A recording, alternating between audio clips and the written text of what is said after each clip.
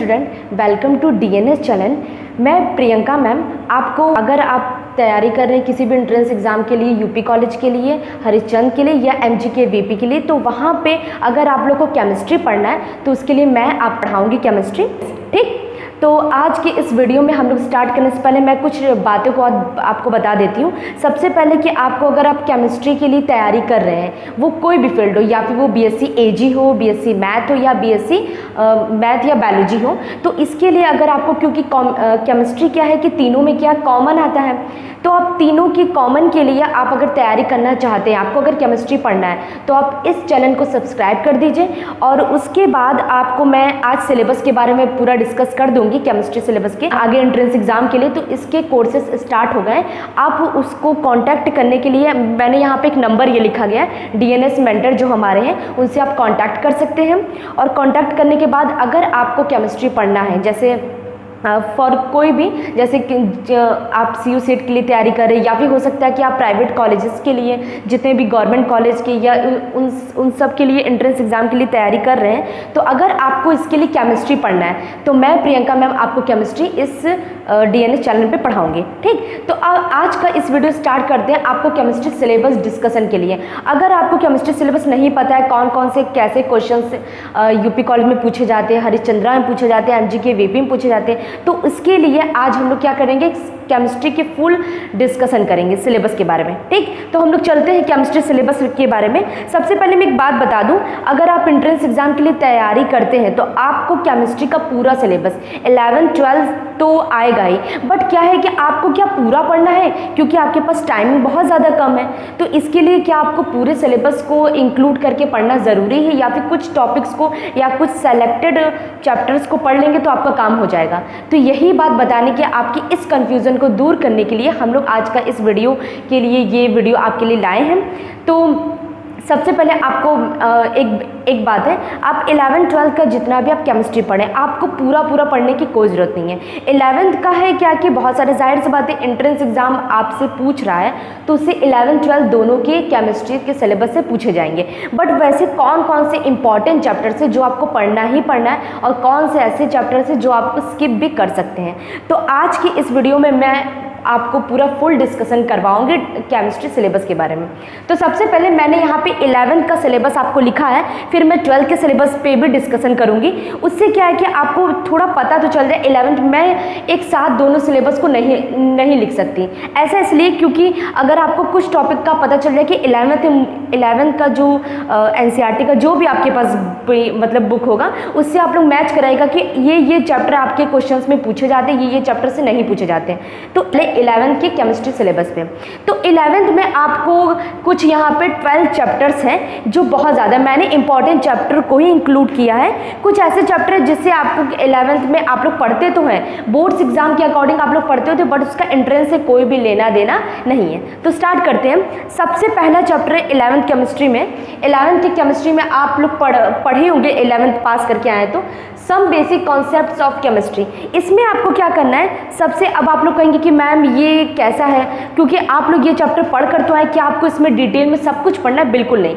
आपको some basic concept of chemistry में बस आपको मोल के बारे में जानना है, आपको मोल के बारे में, और इसमें मोलैरिटी, आप किसी भी कंपाउंड का मोलैरिटी निकालते हैं, नॉर्मलता, फॉर्मलता, जो भी आप लोग पढ़े हैं 11th के सिलेबस में, वही बस आपको यहाँ पे पढ़ना है। इसका मतलब आपको पूरा उसमें जो 1 चैप्टर में इतना लंबा चौड़ा जो सिलेबस में दिया, आपको उतना नहीं पढ़ना है, उसके कुछ चुनिंदा टॉपिक्स को उठाना है। जैसे आपको पता है कि आपने मोल के बारे में पढ़ा था, आप लोग नॉर्मलता, नॉर्मेलिटी, फॉर्मेलिटी, इन सब के बारे में पढ़ा था, जो एंट्रेंस एग्जाम में बहुत सारे क्वेश्चन पूछे जाते हैं। अब हम लोग चलते हैं स्ट्रक्चर ऑफ एटम पे। स्ट्रक्चर ऑफ एटम पे आपको क्या करना है, पहली बात तो ये चैप्टर बहुत ज़्यादा बड़ा है, तो आप लोग कहेंगे कि मैम इसमें हम लोग सब पढ़े। अब ये चैप्टर इंपॉर्टेंट है क्योंकि इससे बहुत सारे क्वेश्चंस आते हैं। तो स्ट्रक्चर ऑफ एटम्स में आप लोग ऐसे पढ़िए, आपको उसमें क्या पढ़ना है, जैसे आप लोग हाइपोथेसिस पढ़े होंगे, डी ब्रॉगली के हाइपोथेसिस, और इलेक्ट्रॉन को कैसे फिल करते हैं, उसके लिए हुंड का नियम, पाउली एक्सक्लूसिव का नियम। तो ये जितने भी आपको नियम दिए गए उनको कंसीडर करके उनको फोकस करके पढ़ना है। और उसमें कुछ ऐसे टॉपिक्स है जो आपको अल्फ़ा किरण, बीटा किरण, ये सब के बारे में भी आप लोग पढ़े होंगे। तो इससे एंट्रेंस एग्जाम में बहुत ज़्यादा क्वेश्चंस आते हैं कि आपको इलेक्ट्रॉन फीलिंग करना है, तो इलेक्ट्रॉन फीलिंग करने के लिए आपके पास कौन कौन से रूल हैं, हुंड का नियम है, पाउली एक्सक्लूसिव का नियम है। तो ये सब आपको स्ट्रक्चर ऑफ एटम्स में पढ़ना होगा। इसका मतलब आपको बहुत ज़्यादा जो केमिस्ट्री का बुक उठाएंगे तो उसमें आप चैप्टर को देखेंगे तो बहुत सारे एटम किसे कहते हैं, परमाणु किसे कहते हैं, ये सब आपको नहीं, क्योंकि ये सब आपको ऑलरेडी से पता है। तो आप क्या करिए, उस बुक को ये देखिए, उसके बाद जो मैं सिलेबस में आपको बता रही हूँ कुछ आपको इंपॉर्टेंट टॉपिक्स है, बस आपको उतना ही पढ़ना है, उतना कंसीडर करके आप एंट्रेंस एग्जाम के लिए पढ़ लें तो उतना आपके लिए सफिशियंट है।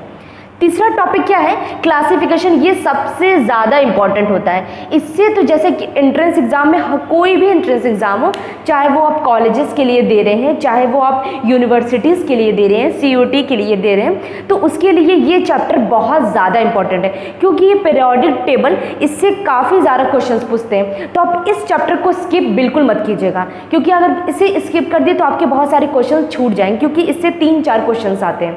तो मैं आपको कुछ भी ऐसा नहीं बोलूँगी कि आपको स्टार्टिंग से नहीं पढ़ना है। इसमें आपको इस चैप्टर को आपको सब कुछ इंपॉर्टेंट है। जितना आपको स्टार्टिंग से आप बुक उठा के पढ़ते हैं पूरा लास्ट तक आपको सब कुछ इसमें पीरियोडिक टेबल में पढ़ना है, चाहे वो उसका आयनिक त्रिज्या हो, एटॉमिक रेडियस हो, उसकी आयनिक त्रिज्या, आयनन ऊर्जा, फर्स्ट, सेकंड, थर्ड, जितना भी आप लोग पढ़ते हैं इन सब को classification of elements and periodicity properties में पढ़ना ही पढ़ना है।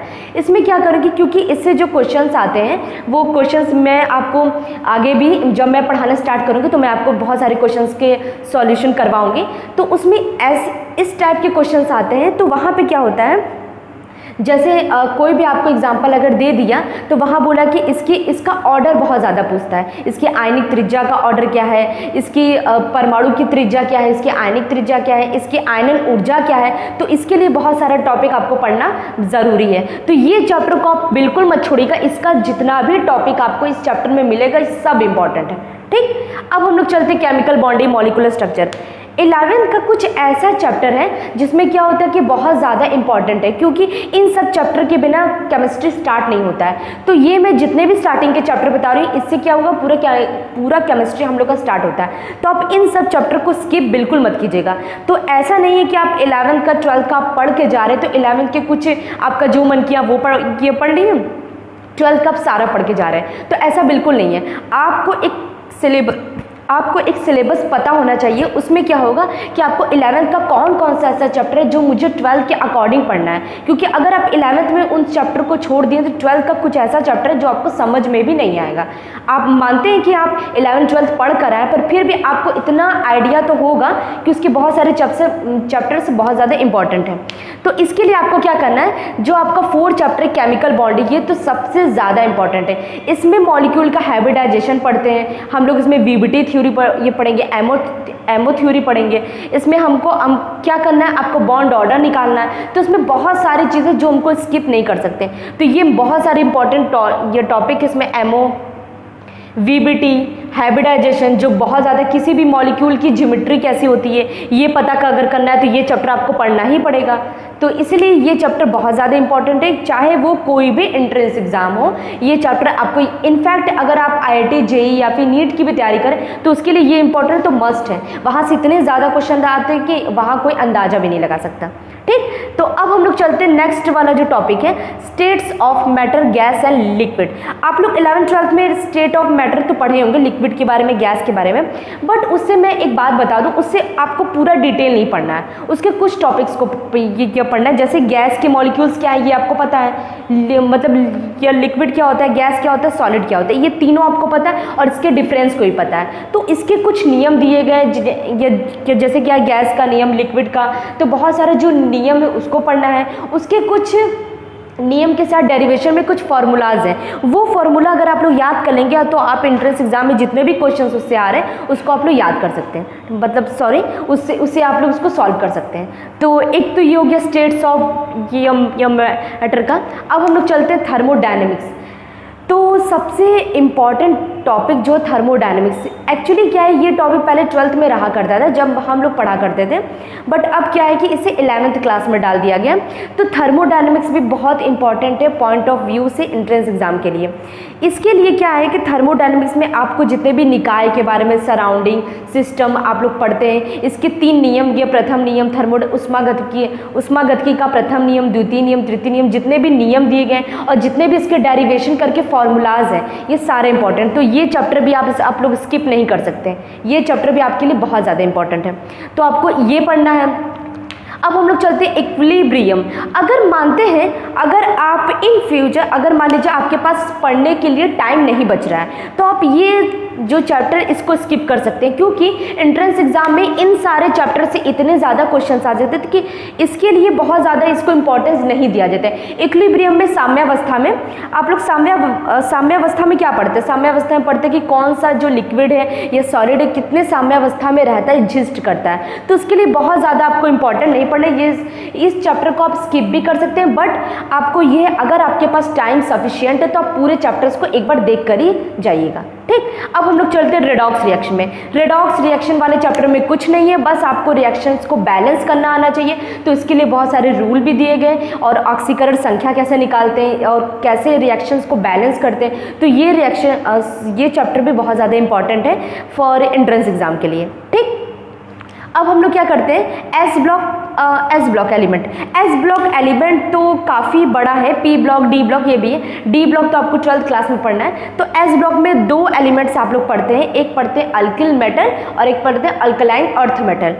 तो जैसे आपको मृदा क्षार धातुएं या मृदा धातुएं, जो आप लोग ये सब पढ़ते हैं एस ब्लॉक के तत्वों में, तो इसमें आपको पहली बात तो एस ब्लॉक के तत्वों को थोड़ा ज़्यादा पढ़ना होता है, क्योंकि सबसे पहले वो कहाँ पाए जाते हैं, संयुक्त अवस्था, मुक्त अवस्था, ये सब आप देखते हैं। उसके बाद जो एस ब्लॉक का हमारा तत्व है, किसके साथ हाइड्राइड बनाता है, किसके साथ ऑक्साइड बनाता है, तो ये सब आपको कुछ पढ़ना इंपॉर्टेंट है। बस उसके पॉइंट ऑफ व्यू से पढ़िए, उससे ज़्यादा आपको इस चैप्टर में, एस ब्लॉक के चैप्टर में पढ़ना बहुत ज़्यादा इंपॉर्टेंट नहीं है। बट ये है कि इसे भी आप स्किप नहीं कर सकते, क्योंकि इस चैप्टर से भी बहुत सारे क्वेश्चंस बनते हैं। तो ये सब तो हो गया। अब हम लोग चलते हैं कुछ, क्योंकि 11th में क्या होता है, ऑर्गेनिक केमिस्ट्री बहुत ज़्यादा कम है, इनऑर्गेनिक केमिस्ट्री ज़्यादा है। जब आप लोग 12th में आते हैं तो वहाँ पे ऑर्गेनिक और फिजिकल केमिस्ट्री आपको ज़्यादा पढ़ना पड़ता है। ऐसा इसलिए, जो हमारे इनऑर्गेनिक अकार्बनिक केमिस्ट्री है, अकार्बनिक रसायन विज्ञान है, तो उसमें हम लोग क्या करते हैं, जितना भी इनऑर्गेनिक केमिस्ट्री हम लोग पढ़ते हैं वो हम लोग बेसिक पढ़ते हैं। अगर आपको केमिस्ट्री पढ़ना है तो उसमें आप लोग बेसिक तो पढ़ लिए, तो बेसिक पढ़ने के बाद जब आप लोग ऑर्गेनिक थोड़ा टफ माना जाता है, इसलिए आपको 11th में ही ये सब सारे चैप्टर्स को पढ़ा दिया जाता है, जिससे आप 12th में थोड़े कॉन्फिडेंस हो जाए ऑर्गेनिक केमिस्ट्री पढ़ने के लिए। ठीक, तो 11th में सिर्फ एक चैप्टर ऐसा है ऑर्गेनिक केमिस्ट्री का, जो आपको क्या करना है, बेसिक पढ़ना है। इसको तो आप किसी भी हाल में मत छोड़िएगा, ये बहुत ज़्यादा इंपॉर्टेंट है और इससे बहुत ज़्यादा क्वेश्चंस आते हैं। जितना भी इसमें इफेक्ट पढ़ते हैं आप लोग, जैसे resonance effect, inductive effect, mesomeric effect, जितना भी इफेक्ट पढ़ते हैं और जितना भी हमारा जो कंपाउंड वहाँ पे बन रहा है, कॉम्प्लेक्स बन रहा है, उसमें इलेक्ट्रोफाइल कौन सा है, न्यूक्लियोफाइल, आप 11th 12th में आप लोग पढ़ कर आए तो आपको पता होगा इलेक्ट्रॉन स्नेही, विद्युत स्नेही या फिर इलेक्ट्रॉन स्नेही और न्यूक्लियोफाइल इलेक्ट्रोफाइल। तो ये सब जितने भी आप चीज़ें पढ़ते हैं और उसमें आपका फ्री रेडिकल बनता है, कार्बोकेटायन, कार्बोधनायन, तो ये सब जितने भी आपके कंपाउंड्स बन रहे हैं उसको आपको किस में स्टडी करना पड़ेगा, organic chemistry, some basic principle and techniques. तो ये चैप्टर तो आप स्किप बिल्कुल मत करिएगा, क्योंकि आपको इसको पढ़ना ही है, इससे एंट्रेंस एग्जाम में बहुत ज़्यादा क्वेश्चन ये पूछे जाते हैं। अब आपका बच गया क्या, पी ब्लॉक। तो आपको पी ब्लॉक 2 जगह पढ़ने होते हैं, 11th में भी 12th में भी। तो आप लोग ऑलरेडी 11th 12th पढ़ कर आए तो आपको पता होगा पी ब्लॉक का 80% पार्ट आपको 12th में पढ़ना है, और यहाँ पे 11th में आपको पी ब्लॉक के कुछ तत्वों के बारे में पढ़ना है। जैसे आपको पढ़ना है कार्बन के बारे में, बोरॉन फैमिली के बारे में, कार्बन फैमिली, बोरॉन फैमिली के बारे में कुछ पढ़ना है। फिर उसके आगे नाइट्रोजन, मतलब हैलोजन परिवार, जितना भी आपको पढ़ना है वो 12th में पढ़ना है। ठीक, तो ऐसा नहीं आपको 11th 12th यहाँ पे दोनों का डिस्कशन कराया जाएगा। तो इसीलिए आपको मैं ये बता दे रही हूँ, पी ब्लॉक के जितने भी एलिमेंट्स हैं आपको उसमें कुछ टॉपिक्स पढ़ना है। तो अगर आप लोग यहाँ पे काम करिए, पी ब्लॉक का पूरा पढ़ लीजिए, चाहे वो कार्बन से या लेकर हैलोजन तक हो। तो अगर आप पूरा पढ़ लेंगे तो आपको पी ब्लॉक यहाँ पे 11th और 12th दोनों का कवर हो जाएगा। इसलिए ये टॉपिक भी आप लोग नहीं छोड़ सकते, बहुत ज़्यादा इंपॉर्टेंट है। ठीक, अब हम लोग क्या करते हैं, और एक चीज़ और, पी ब्लॉक में हम लोग पढ़ते क्या है, पी ब्लॉक में हम लोग पढ़ते हैं कि कैसा हमारा कॉम्प्लेक्स है, कैसा वो हाइड्राइड बना रहा है, कैसा ऑक्साइड बना रहा है, उसकी ज्योमेट्री क्या है। जैसे मान लीजिए पी ब्लॉक के तत्वों में अगर आपको PCl5 का पूछ दिया, कार्बन फैमिली से पूछ रहा है, तो आपको कार्बन, बोरान, ऑक्सीजन सबकी फैमिली से थोड़ा थोड़ा पढ़ना होता है। तो पी ब्लॉक का एलिमेंट जो है वो थोड़ा लार्ज टॉपिक है, तो आपको उसमें सेलेक्टेड टॉपिक ही पढ़ने हैं, बहुत ज़्यादा इंपॉर्टेंट, बहुत ज़्यादा उसमें ये नहीं पढ़ना है जिससे आपको बहुत ज़्यादा एंट्रेंस एग्जाम के लिए प्रॉब्लम हो कि नहीं इतना ज़्यादा पढ़ लिया, कौन कौन से कैसे कैसे क्वेश्चंस पूछे जाएंगे। अब हम लोग चलते हैं, लास्ट टॉपिक क्या है, हाइड्रोकार्बन्स।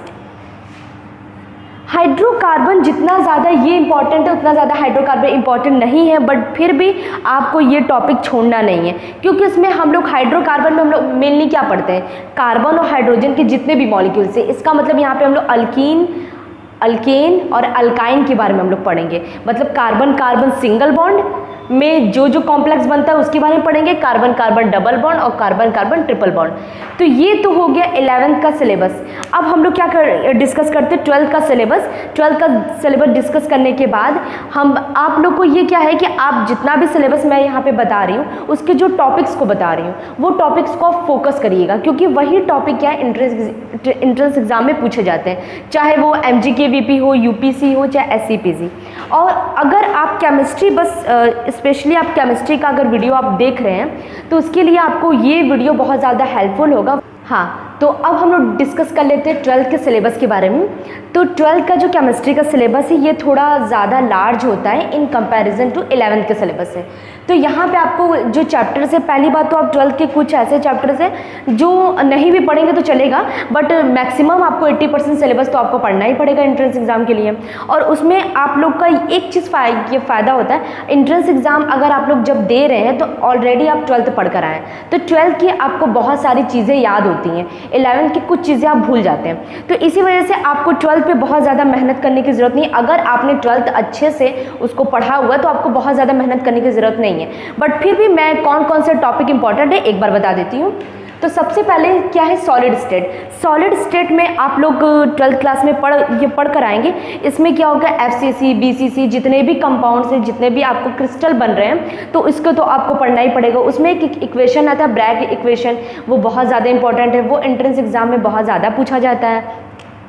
इसमें क्या है कि FCC, BCC, ब्रैग्स इक्वेशन, और हम लोग का क्या है NaCl और सीजियम क्लोराइड और NaCl या फिर सोडियम क्लोराइड का जो कॉम्प्लेक्स बनता है उसमें उसका कोऑर्डिनेशन नंबर क्या है, बहुत सारी चीज़ें हैं। तो ये जो टॉपिक है वो सॉलिड स्टेट से बहुत ज़्यादा इंपॉर्टेंट है। तो आप ये टॉपिक को फोकस होकर पढ़िए, तो इसके बाद वो कोई भी एंट्रेंस एग्जाम हो आपको उसको क्लियर करने में कोई भी प्रॉब्लम नहीं होगी।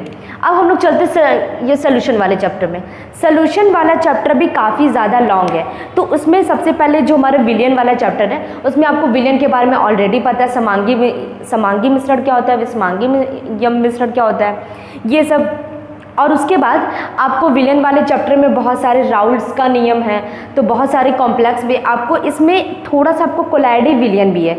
तो कोलाइडी विलियन वाला वो सरफेस केमिस्ट्री में है, कोलाइडी विलियन वाला। तो आपको यहाँ पर जैसे कुछ आप टॉपिक जो पढ़ते हैं कोलाइडी विलियन को आप लोग सोचते हैं कि केमिस्ट्री में सोल्यूशन वाले चैप्टर में, बट इसमें नहीं है, वो सरफेस केमिस्ट्री में। तो वो भी मैं इसलिए यहाँ पे ये नाम ली हूँ क्योंकि कोलाइडी विलियन भी आपको इंपॉर्टेंट है, वो भी आपको पढ़ना है, एग्जाम में उससे भी क्वेश्चंस आते हैं। तो सोल्यूशन वाला चैप्टर हो गया।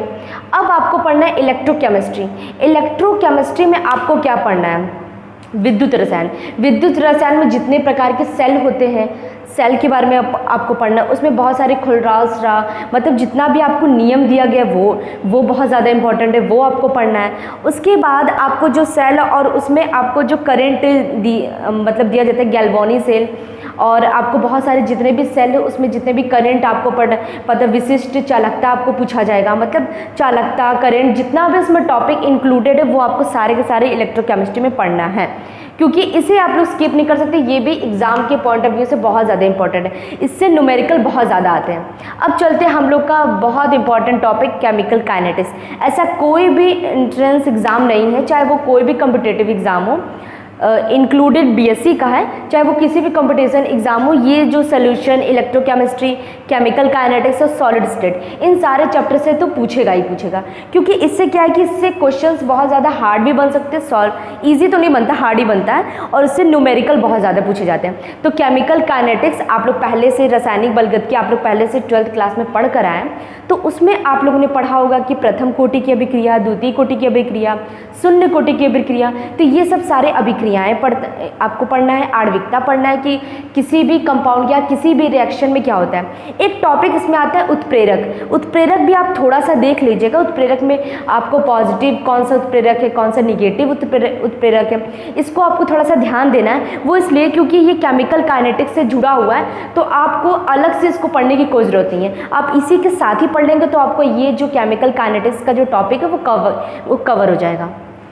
अब हम लोग चलते हैं सरफेस केमिस्ट्री। सरफेस केमिस्ट्री में जो आपको एडजॉर्प्शन, एब्जॉर्प्शन कैसे होता है ये आपको पढ़ना है। सरफेस केमिस्ट्री में एक कोलाइडी विलयन के, कोलाइडी विलयन में आपको अपोहन वो पढ़ना है, और कोलाइडी विलयन, पहले कोलाइडी विलयन क्या होता है इसके बारे में आपको जानना है। कोलाइडी विलयन को हम लोग विलयन में कैसे उसको फिल्ट्रेशन कर सकते हैं, कैसे उसको छान सकते हैं, कैसे उसका यूज़ कर सकते हैं, वो सब कुछ टॉपिक आपको सरफेस केमिस्ट्री में पढ़ना है।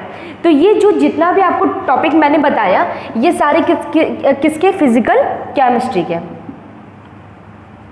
फिजिकल केमिस्ट्री के। फिजिकल केमिस्ट्री का मतलब भौतिक रसायन। भौतिक या रसायन में इतने जो टॉपिक्स आपके बहुत ज़्यादा इंपॉर्टेंट, जो आपको पढ़ना है, ये आप इसे स्किप नहीं कर सकते क्योंकि इससे बहुत ज़्यादा न्यूमेरिकल्स आते हैं। इसमें कॉन्सेप्ट से क्वेश्चंस भी आते हैं बट वो थोड़ा कम आते हैं, न्यूमेरिकल ज़्यादा आते हैं। अब हम लोग चलते हैं, ये अब आ गया आपका इनऑर्गेनिक केमिस्ट्री फिर से।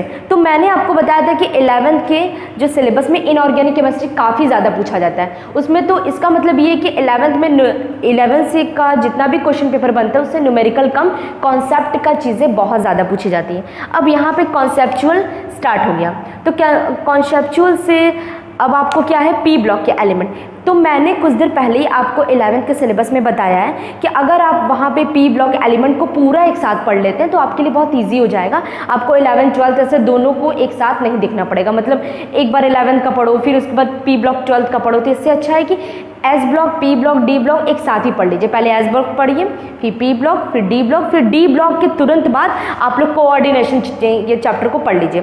कोऑर्डिनेशन डी ब्लॉक के एलिमेंट के साथ जुड़ा हुआ है, वो इसलिए जब आप लोग कोऑर्डिनेशन चैप्टर पढ़ते हैं इसमें जो हम लोग का केंद्रीय धातु परमाणु आता है वो कौन सा एलिमेंट होता है, वो डी ब्लॉक का ही होता है। तो आप डी ब्लॉक, एफ ब्लॉक अगर आप लोग पढ़ लेंगे तो कोऑर्डिनेशन का आधा से ज़्यादा टॉपिक तैयार हो जाएगा। तो केमिस्ट्री में क्या है, एक चैप्टर एक दूसरे से क्या है, को रिलेटेड है, तो इस वजह से आपको कोई भी इन सब चैप्टर में से आप स्किप नहीं कर सकते। आपने पी ब्लॉक एलिमेंट्स को पढ़ लिया, आपने डी ब्लॉक और एफ ब्लॉक के एलिमेंट्स को पढ़िए। डी ब्लॉक में बहुत ज़्यादा नहीं पढ़ना है आपको, उसमें संक्रमण तत्व के बारे में आप लोग पढ़ कर आए तो उसके बारे में पढ़ें, ट्रांजिशन एलिमेंट्स क्या होते हैं और वो कलर आयन क्यों देते हैं, उसका मैग्नेटिक प्रॉपर्टीज़ कैसे ये निकालते हैं, वो आपको पढ़ना है। कोऑर्डिनेशन केमिस्ट्री में आपको सबसे पहले इससे पूछा जाता है कि IUPAC जितने भी आपको कॉम्प्लेक्स दिएंगे तो उससे IUPAC क्या क्या कैसे बनते हैं उसका आपको नेमिंग करने को पूछ देगा एंट्रेंस एग्जाम में। और ये हो सकता है कि कोऑर्डिनेशन केमिस्ट्री में इसमें ऑक्सीकरण संख्या निकालने को दे दे, कोऑर्डिनेशन नंबर ये निकालने को दे दे, समन्वय संख्या। और उसमें एक टॉपिक और आता है आइसोमेरिज्म। आइसोमेरिज्म आपको ऑर्गेनिक में भी दिखाई देगा, तो एक आइसोमेरिज्म आपको इनऑर्गेनिक में पढ़ना है, एक ऑर्गेनिक में पढ़ना है। तो आइसोमेरिज्म जो हम लोग का समावयवता है, तो ये आपको समावयवता कोऑर्डिनेशन कंपाउंड्स में आप पढ़ कर आएँ तो इससे भी बहुत सारे एंट्रेंस एग्जाम में क्वेश्चंस बनते हैं। उसके बाद कोऑर्डिनेशन कंपाउंड्स में कुछ ऐसे बॉन्डिंग थ्योरी हैं जैसे VBT थ्योरी, CFT थ्योरी, तो ये थ्योरी भी बहुत ज़्यादा इंपॉर्टेंट है, इससे भी आपको बहुत सारे क्वेश्चंस एंट्रेंस एग्जाम में आते हैं। तो कोऑर्डिनेशन कंपाउंड्स बहुत ज़्यादा इंपॉर्टेंट है, आपको उसको स्किप नहीं करना है, आपको उसको अच्छे से पढ़ना है, पूरा बेसिक से पढ़िए क्योंकि उसमें लिगेंड, केंद्रीय धातु परमाणु सबके बारे में क्वेश्चंस बन सकते हैं। तो ये इनऑर्गेनिक का सबसे most important topic coordination compounds है, इसको आप लोग कहीं से भी ये मत छोड़िएगा और आप लोग ये मत सोचिएगा कि उसका कुछ टॉपिक पढ़ लेते हैं कुछ टॉपिक छोड़ लेते हैं, ऐसा कुछ नहीं है। कोऑर्डिनेशन कंपाउंड्स में आपको सब पढ़ना होगा क्योंकि उससे कहीं से भी क्वेश्चंस आ सकते हैं और बहुत ज़्यादा ईजी चैप्टर है। तो आप इजीली आप लोग 12th क्लास में पढ़ कर आए तो आपको पता होगा कैसे क्या है इस चैप्टर में। तो ये चैप्टर बहुत ज़्यादा इंपॉर्टेंट है, आप लोग उसको अच्छे से पढ़ लीजिएगा। अब क्या है, ये वाला जो ऐसा टॉपिक है, general principle and process of isolation of elements, ये टॉपिक में हम लोग एक्चुअली में पढ़ते क्या है, आप लोग पढ़ कर आए, जितने भी हमारे खनिज लवण है, ओर्स है, तो इसको हम लोग कैसे निकालते हैं, कैसे उसको प्राप्त करते हैं अपने पास, और प्राप्त करके उसको फिल्ट्रेशन, उसको साफ कैसे किया जाता है। तो ये चैप्टर से इससे मिनिमम कितने क्वेश्चन आते हैं, 1 या 2। तो अगर मान लीजिए अगर आपके पास टाइम नहीं है, इन फ्यूचर अगर आपके पास टाइम नहीं, तो ये चैप्टर को आप स्किप कर सकते हैं, क्योंकि आप ये हो सकता है कि आप इस चैप्टर को न पढ़ के किसी और चैप्टर पे ज़्यादा टाइम देकर उसको अच्छे से तैयार कर लीजिए। और आप ये मत सोचिएगा, मैं ये अपना पॉइंट ऑफ व्यू बता रही हूँ कि अगर आपके पास टाइम नहीं है तो स्किप कर सकते हैं। ऐसा बिल्कुल नहीं है कि आपके पास टाइम है और ये चैप्टर को आप पढ़े ही ना, क्योंकि इससे 1-2 नंबर के क्वेश्चंस आते हैं, वो ज़रूर आते हैं। लेकिन क्या है कि अगर आपको एक ही क्वेश्चन एक चैप्टर से आ रहा है तो उसको बहुत ज़्यादा डिटेल में बहुत जानने की ज़रूरत नहीं है। उससे हम लोग क्या करेंगे, उसके पास आपके पास टाइम बचेगा तो आप इन सब चैप्टरों पर और ज़्यादा काम करिए, उसको क्वेश्चन को और ज़्यादा सॉल्व करिए। ठीक, तो अगर आपके पास टाइम है अच्छा खासा तो आप इस चैप्टर को ज़रूर पढ़िए, मैं तो ये बोलूँगी। और अगर आपके पास जैसे कुछ बच्चे ऐसे हैं जिनको लास्ट में थोड़ा स्ट्रैटेजी, उनको ऐसा स्ट्रेटजी चाहिए जिससे वो क्या एंट्रेंस एग्जाम को क्वालिफाई कर जाए, तो उसके लिए मैं बता रही हूँ, उस पॉइंट ऑफ व्यू से मैं बता रही हूँ कि इस चैप्टर को आप स्किप कर सकते हैं। अब हम लोग आ जाते हैं फिर से ऑर्गेनिक केमिस्ट्री में। ऑर्गेनिक केमिस्ट्री में आपको अब यहाँ से आपको ऑर्गेनिक केमिस्ट्री का एक भी चैप्टर ऐसा नहीं मिलेगा जो आपको छोड़ना पड़े। आप लोग ऑर्गेनिक केमिस्ट्री में पढ़ कर आए जितना भी नेमिंग रिएक्शन है, गटरमैन रिएक्शन, कोल्बे रिएक्शन, बहुत सारे जितने भी मैं नाम लूँ उतने कम हैं, वो सारे रिएक्शंस आपके एंट्रेंस एग्जाम में पूछे जाते हैं। तो आपको जो ऑर्गेनिक केमिस्ट्री, जो हेलो एल्केन, यहाँ से मैंने जितने चैप्टर्स बताए हैं वो चैप्टर जैसे आप बोर्ड्स में पढ़ते हैं वैसे सेम टू सेम यहाँ एंट्रेंस एग्जाम के लिए पढ़िए, क्योंकि इसमें क्या है, उसमें पूरा एक रिएक्शन उठा के आपको दे देगा और बोलेगा ये कौन सा रिएक्शन है, वुड्स अभिक्रिया है, फिटिंग अभिक्रिया है, गटरमैन रिएक्शन है। तो इसका मतलब है कि आपको रिएक्शन को याद करने होंगे। तो इसका मतलब आपको हेलो एल्केन है, हेलो एरिन्स पूरा पढ़ना होगा। इसमें आप कुछ टॉपिक्स को छोड़ सकते हैं, जैसे हेलो एल्केन में जो आप लोग आईपीएससी पढ़ते थे, स्टार्टिंग में हेलो एल्केन क्या होता है, इसका स्ट्रक्चर बनाओ, उसका आईपीएससी देखो, ये सब आपको नहीं ध्यान देना है। इसका बस केमिकल और फिजिकल प्रॉपर्टी पढ़ लीजिए। आपको क्या पढ़ना है इसमें, फिजिकल प्रॉपर्टी, केमिकल प्रॉपर्टी, ये पढ़ लीजिए, और इसका प्रिपरेशन, मतलब आपको ये हेलो एल्केन और हेलो एरिन कैसे बनाया जाता है ये पढ़ लीजिए। चाहे वो इस वाले अल्कोहल, फिनॉल, ईथर हो, एल्डिहाइड, कीटोन, कार्बोक्सिलिक एसिड हो, नाइट्रोजन कंटेनिंग कंपाउंड हो, या फिर हेलो एल्केन है, हेलो एरिन हो। आपको बस इन टॉपिक्स को पढ़ना है, फिजिकल एंड केमिकल प्रॉपर्टीज़ को पढ़ना है और उसमें प्रिपरेशन पढ़ना है कि कैसे कोई कंपाउंड बन रहा है। जैसे फॉर एग्जांपल अगर आपको एल्डिहाइड बनाना है तो आप कैसे बनाएंगे, एल्किल हैलाइड से बना सकते हैं, किससे बना सकते हैं, तो ये सब टॉपिक आपको इससे पढ़ना होगा। अब हम लोग चलते हैं बायोमॉलिक्यूल्स पे, ये भी बहुत ज़्यादा इंपॉर्टेंट है। इसमें आपको प्रोटीन्स के बारे में, कार्बोहाइड्रेट के बारे में, विटामिन्स के बारे में। अब इसमें क्या है कि ये टॉपिक ज़्यादा थोड़ा लॉन्ग है, बायोमॉलिक्यूल्स। तो अगर आप लोग इसमें चाहते हैं कि मैम अब इसमें आप क्या हम लोग पूरा पढ़ें, तो ऐसा नहीं है। आप लोग एंट्रेंस एग्जाम के पॉइंट ऑफ व्यू से देखा गया है कि कार्बोहाइड्रेट बहुत ज़्यादा पूछा गया है, कार्बोहाइड्रेट और वाइटामिन्स। तो अगर आपको चांस, अगर इसमें से 2-3 टॉपिक है, तो अगर हमारे 4-5 हैं तो उसमें से 3 टॉपिक पढ़ के जाइए। कार्बोहाइड्रेट पढ़ लीजिए, वाइटामिन्स पढ़ लीजिए, और इसके बाद प्रोटीन, अगर आपके पास टाइम बच रहा है तो प्रोटीन को ही पढ़ लीजिए। अगर बायोमॉलिक्यूल्स इतना बड़ा चैप्टर है, उसमें से 2-3 टॉपिक आप पढ़ लेंगे तो उसमें से क्वेश्चंस तो आएंगे ही कि ये कंफर्म है। तो ये क्या करता है, बायोमॉलिक्यूल्स का जो एंट्रेंस एग्जाम जो पेपर बनता है उसमें सारे क्वेश्चंस को नहीं पूछा जाता है कि विटामिन से भी क्वेश्चन पूछ लें, कार्बोहाइड्रेट से भी पूछ लें, तो ऐसा नहीं है। कार्बोहाइड्रेट इसलिए इंपॉर्टेंट है क्योंकि उसमें ग्लूकोज और फ्रक्टोज का जो स्ट्रक्चर है वो थोड़ा सिमिलर है, बट इसके रिएक्शन अलग होते हैं, तो वो थोड़ा कन्फ्यूजिंग वाला ये टॉपिक है। तो इस वजह से एंट्रेंस एग्जाम इससे कभी नहीं छोड़ता, एंट्रेंस एग्जाम में ये टॉपिक ज़रूर उठाता है। ठीक, तो बायोमॉलिक्यूल्स में आपको कुछ चुनिंदा टॉपिक्स को पढ़ना है। अब हम लोग चलते हैं पॉलीमर। तो जो हमारा पॉलीमर है, तो पॉलीमर ऐसा क्या है, पॉलीमर में आपको बहुत ज़्यादा, क्योंकि पॉलीमर से चाहे वो कोई भी एंट्रेंस एग्जाम हो, ये आपका ये पॉलीमर तो बहुलक वाला जो चैप्टर है वो आएगा, एक क्वेश्चन ज़रूर है आएगा। तो वो एक क्वेश्चन के लिए आपको पूरा पॉलीमर पढ़ने की ज़रूरत नहीं है, आपको एकलक बहुलक मतलब उसका स्टार्टिंग का कुछ ऐसा टॉपिक्स है, बस उसे पढ़ लीजिए, आपका पॉलीमर तैयार हो जाएगा। क्योंकि पॉलीमर से हर साल 1-2 नंबर के क्वेश्चन पर ये कंफर्म में पूछा जाता है। चाहो तो अगर आपके पास टाइम नहीं तो उसको स्किप कर सकते हैं, बट मैं तो यही बोलूँगी कि आप उसको पढ़ के जाइए, क्योंकि इससे क्वेश्चन आते हैं।